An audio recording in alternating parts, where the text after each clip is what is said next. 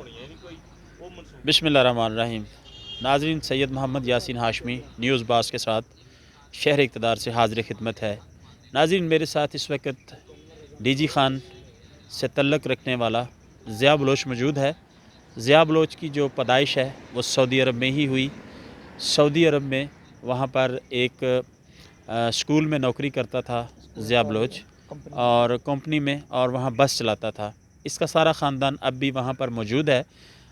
लेकिन एक केस किया था इसने अपनी उजरत के लिए, अपनी सैलरी के लिए, जिसमें सऊदी अरब का जो बशिंदा था, जो इसका कफ़ील था, स्पॉन्सर, वो कुछ सैलरी इसको दे देता था और कुछ सैलरी जो है वो काट लेता था। इसी बाबत ज़िया बलोच ने केस किया कि काम वो पूरा करता है तो उजरत आधी क्यों। और यहाँ पर जो है वो ज़िया बलोच सरापा एहतजाज है कि इसे अभी तक इंसाफ नहीं मिला। पाकिस्तान में फ़ॉरेन ऑफिस में इसका केस चल रहा है, FIA के पास इसका केस चल रहा है, सऊदीया में ये तमाम केस जीत चुका है, उसके बावजूद भी इसे वहाँ से डिपोर्ट कर दिया गया। ज़िया बलोच का ये कहना है कि वहाँ पर जो मौजूद सफारत खाना है उन्होंने इसके साथ अच्छा सलूक नहीं किया।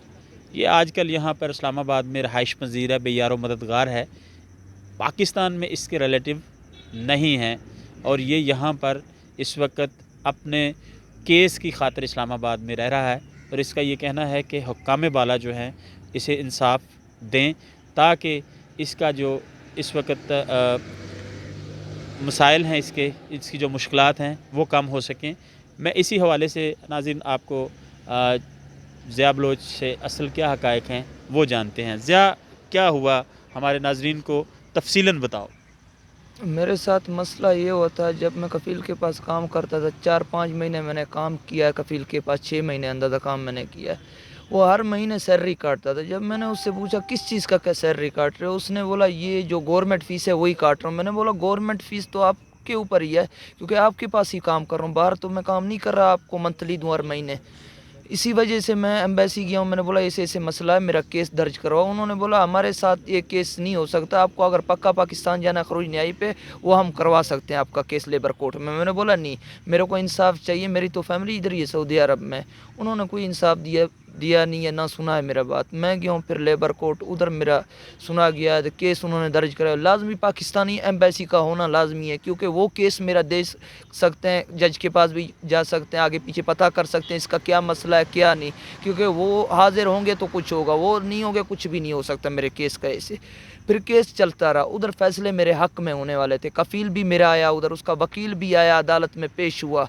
उन्होंने बोला जो गवर्नमेंट फ़ीस मांग रहे हो ये आपके ऊपर है, लेबर के ऊपर नहीं है, ड्राइवर के ऊपर नहीं है, आप पैसे मांग रहे हो उससे। सारा कुछ अदालत ने उसको बोल दिया था। एक हफ़्ते बाद मेरा पेशी था अदालत में, उसमें मेरे हक़ में फ़ैसला होना था, मैं बीच में पकड़ा गया। फिर मेरे को उन्होंने ले गए शमेसी जेल।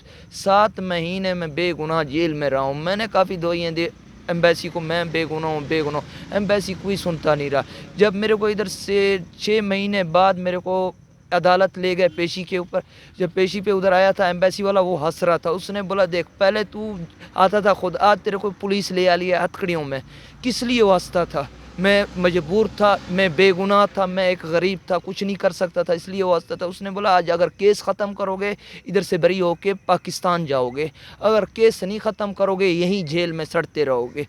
वो पीछे हट जाता था। फिर मैंने मिलते हैं कि मजबूरन मेरे को केस उधर ख़त्म करना पड़ा, कोई सुनने वाला नहीं था।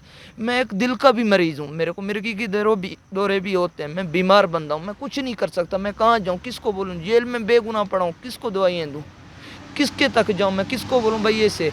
आखिर मजबूरन मेरे को केस ख़त्म करना पड़ा। जब केस मैंने ख़त्म किया, उन्होंने मेरे को डिपोर्ट पाकिस्तान कर दिया। मेरे को बेगुनाह उधर जो उन्होंने ब्लैक लिस्ट किया, वो अदालत में भी हैं कागजात, लेबर ऑफिस से भी प्रिंट निकल सकता है, उस पर सारा कुछ। उसने कितने बार 8 बार ब्लैक लिस्ट किया है। 8 बार नहीं कर सकता, और सिर्फ 1 बार कर सकता है ब्लैक, कानूनी 1 बार ये हो सकता है। वो भी अदालत से उधर कागजात निकाल सकते हो सऊदी अरब में। मैं सिर्फ अभी अपील करना चाहता हूँ आर्मी चीफ से, प्राइम मिनिस्टर इमरान खान से और उस्मान बुज़दार साहब से। میں ایک پاکستانی شہری ہوں اور اوورسیز پاکستانی ہوں. میں اوورسیز پاکستانیوں کو کیا بولوں؟ ادھر سرمایہ اگر وہ لے آئیں ادھر کیا حال ہے انہوں کا؟ کچھ بھی حال ادھر اگر ہمارا نہیں ہے. ہم ذلیل ہو رہے ہیں, دھکے کھا رہے ہیں, روڈوں میں پڑے ہوئے ہیں, کبھی کہاں ہے کبھی کہاں ہے. ابھی میں کیا کروں؟ میرا ابو ادھر کما رہا بیچارہ, میں ادھر کھا رہا ہوں. اگر وہ نہ کمائے میں کدھر سے ادھر کھاؤں گا؟ کہاں تک جاؤں گا؟ کس کے پاس جاؤں میں؟ میرے ساتھ انصاف کرو. میرا ادھر کوئی بھی نہیں ہے. میں اپیل کرتا ابھی ہوں. آپ کا جو کیس ہے وہ کہاں کہاں چل رہا ہے؟ میرا ایف آئی اے میں بھی چل رہا ہے 10 مہینے سے, فوراً آفس میں بھی چل رہا ہے, ہر کاغذات میرے پاس ہیں.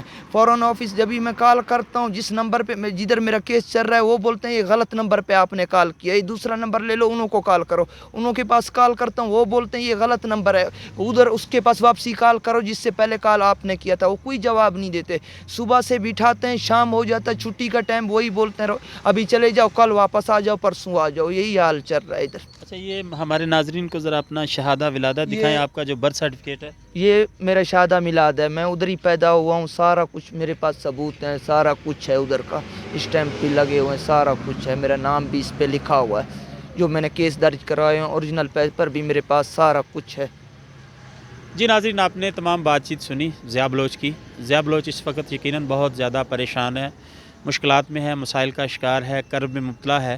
اور ضیاء بلوچ کا کہنا ہے کہ حکام بالا سے وہ اپیل کرتا ہے, خصوصاً آرمی چیف قمر جاوید باجوہ سے, اور سی ایم جو ہیں پنجاب کے عثمان بزدار, اور دیگر جو اتھارٹیز ہیں, کہ اس کا کیس جو ہے وہ پرائرٹی پر حل کیا جائے تاکہ اس کو انصاف مل سکے اور اس کی یہ تمام مشکلات ختم ہونے کے بعد یہ ایک نارمل زندگی گزار سکے. آپ مزید کچھ کہنا چاہیں گے؟ ادھر بھی میرے کو انصاف, نہ میرے پاس کام ہے نہ کچھ ہے. میں کدھر جاؤں, کس کے پاس جاؤں؟ میرے خرچے لگ رہے ہیں, ٹیکسیوں کے لگ رہے ہیں, آ رہا ہوں, درخواستیں بنا رہا ہوں, وہ بھی خرچے بھر رہا ہوں. کوئی میرے پاس نوکری نہیں ہے. واحد ادھر میرا ابو کمانے والا ہے, وہ بیچارہ کما رہا ہے, کرایہ بھی بھر رہا ہے, ادھر بھی دے رہا ہے. ابھی میں کیا کروں, کس کے پاس جاؤں؟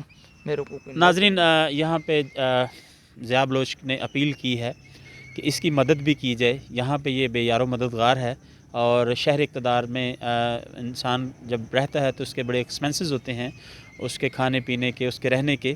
تو ضیاء بلوچ کا یہ بھی کہنا ہے کہ اس کی مدد بھی کی جائے اور اس کا حکام بالا جو ہے وہ جلدی سے جلدی اس کا کیس کا فیصلہ ہو جائے تاکہ یہ ایک نارمل زندگی کی طرف واپس آ سکے. ناظرین, اسی کے ساتھ نیوز باؤس سے آپ نے ہوسٹ سید محمد یاسین ہاشمی کو اجازت دیجیے گا. وفاقی دارالحکومت سے اپنا بہت سارا خیال رکھیے گا.